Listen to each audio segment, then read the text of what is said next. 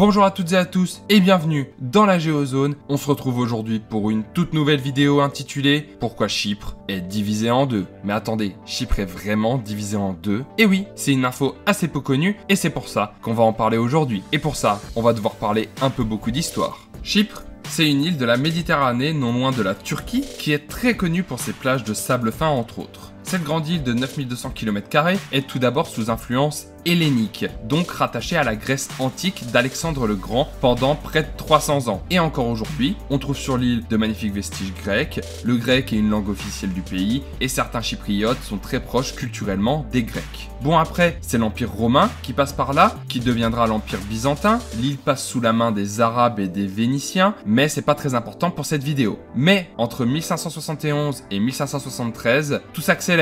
L'Empire ottoman attaque Venise pour récupérer l'île lors de la guerre de Chypre. Et c'est pourquoi on retrouve aussi sur Chypre des vestiges de l'époque ottomane et le turc est la deuxième langue officielle du pays.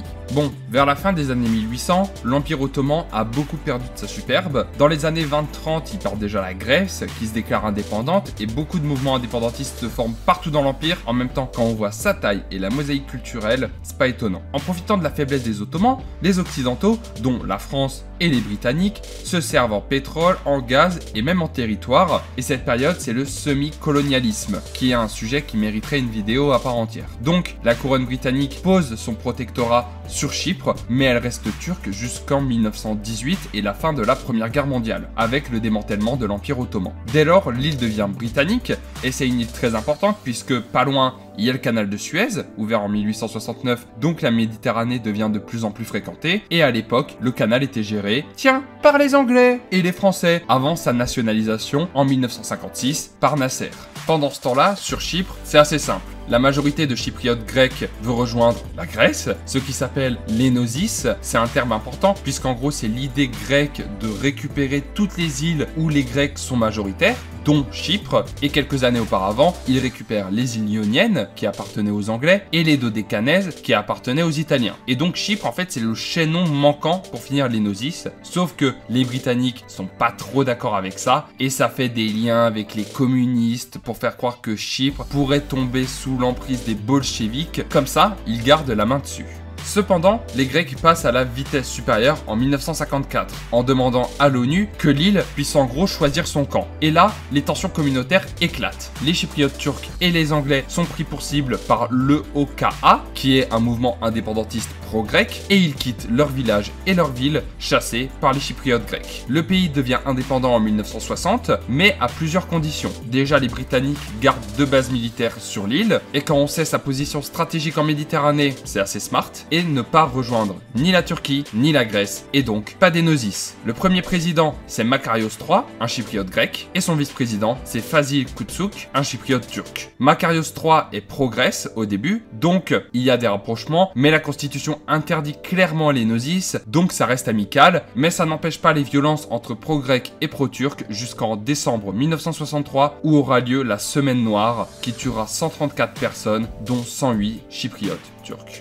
Les chypriotes turcs, eux, ils veulent une seule chose, le taskim, qui est la partition de l'île en 2 communautés, alors que de base l'île est plutôt mixte. En 1964, l'ONU intervient et envoie les casques bleus pour surveiller la situation. Les chypriotes turcs, eux, ne se sentant pas représentés, ils lancent la politique de la chaise vide, et donc les chypriotes grecs ont de plus en plus de pouvoir. Mais Makarios III devient de moins en moins pro-grec avec l'arrivée de la dictature des colonels en 1967, menée par Georgios Papadopoulos, ce qui plongera la Grèce dans le nationalisme. Papadopoulos sent le vent tourner et que Makarios III veut créer une Chypre unifiée. Donc il joue son va-tout en 1974. Il écarte Makarios III du pouvoir, ce dernier fuyant en Angleterre, sauf que les Turcs, pas dupes, ils sentent qu'ils vont se faire enfler. Makarios III accuse les Grecs de vouloir envahir l'île, ce qui justifierait en théorie une offensive turque, et donc le lendemain, ils envoient 10 000 soldats sur l'île pour défendre les Chypriotes turcs ainsi que leurs intérêts lors d'une opération baptisée Attila I. Et ça marche super bien, puisqu'en 3 jours, cessez le feu. Sauf que les Turcs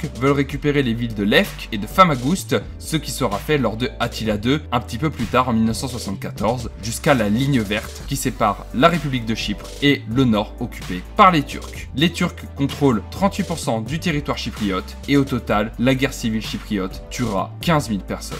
Et depuis, presque rien n'a bougé. La ligne verte, elle est toujours là. Les casques bleus, toujours stationnés ici. Les forces turques au nombre de 33 000. Et le nord de l'île a maintenant son petit nom, la République turque de Chypre du Nord, reconnue internationalement uniquement par la Turquie. Et cette partition a causé un gros exode. Selon diverses recherches, environ 200 000 chypriotes grecs et 50 000 chypriotes turcs ont dû fuir de l'autre côté de l'île en laissant derrière eux leurs maisons qui seront réoccupées par les nouveaux arrivants. Et là, on peut se dire que dans le nord, ils sont pas trop bien vu qu'il reste des milliers de maisons inhabitées. Eh bien, pas de problème, Erdogan, c'est tellement un bro qu'il va envoyer 100 000 personnes coloniser le nord de Chypre pour contrebalancer démographiquement la population de chypriotes grecs. Aujourd'hui, à Chypre, il y a 770 000 chypriotes grecs qui vivent dans la zone sud et 117 000 chypriotes turcs qui vivent dans la zone nord, dont 93 000 colons venus d'Anatolie.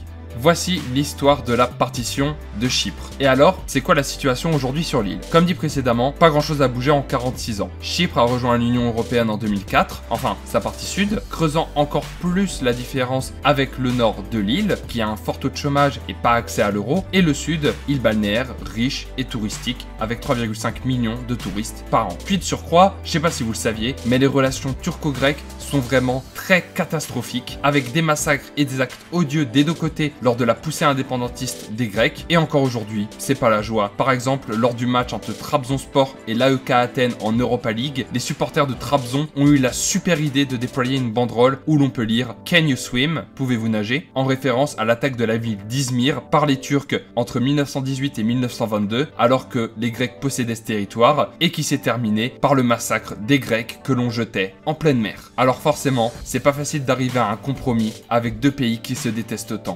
Et qu'est-ce que l'on peut espérer pour l'avenir de Chypre? Eh bien, vous allez me dire, oui, réunification de l'île, futur proche, blablabla, bla, mais ça paraît quand même assez improbable. Les Chypriotes grecs sont toujours majoritaires aujourd'hui, donc ils ne lâcheront pas leur île, et si les Turcs s'en vont, ça serait un affront exceptionnel pour Erdogan face à son grand rival grec, en sachant que le départ des troupes turques est une des conditions à la peut-être future adhésion de la Turquie dans l'Union Européenne, et comme Erdogan, lui, s'est un peu détourné de l'Union Européenne en développant ses relations au Moyen-Orient, ça paraît assez improbable que les Turcs quittent Chypre. Cependant, lors de l'écriture de cette vidéo, je me suis revu en train de faire celle sur l'Irlande du Nord. Vu qu'aujourd'hui et depuis 2003, il y a des checkpoints pour traverser la ligne verte avec une simple carte d'identité, et parce qu'après 2-3 générations, une majorité des habitants veut juste se réunir ensemble et créer un État chypriote unique. Mais avec la situation actuelle et surtout si Erdogan est au pouvoir, je ne vois pas comment la situation pourrait s'arranger.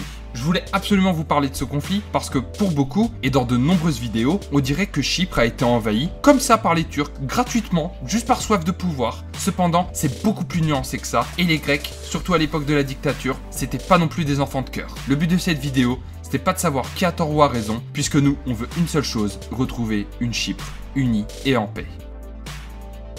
Merci à toutes et à tous d'avoir suivi cette vidéo, j'espère qu'elle vous aura plu. N'hésitez pas à vous abonner à la chaîne si jamais ce n'est pas encore fait. Vous pouvez également aimer la vidéo si jamais vous avez appris plein de choses et la commenter pour me dire ce que vous en avez pensé. Vous pouvez aller voir la description pour avoir le lien de mon Discord, de mon Twitter et me soutenir gratuitement sur Utip. Moi je vous laisse. À dans 2 semaines dans la Géozone. Ciao!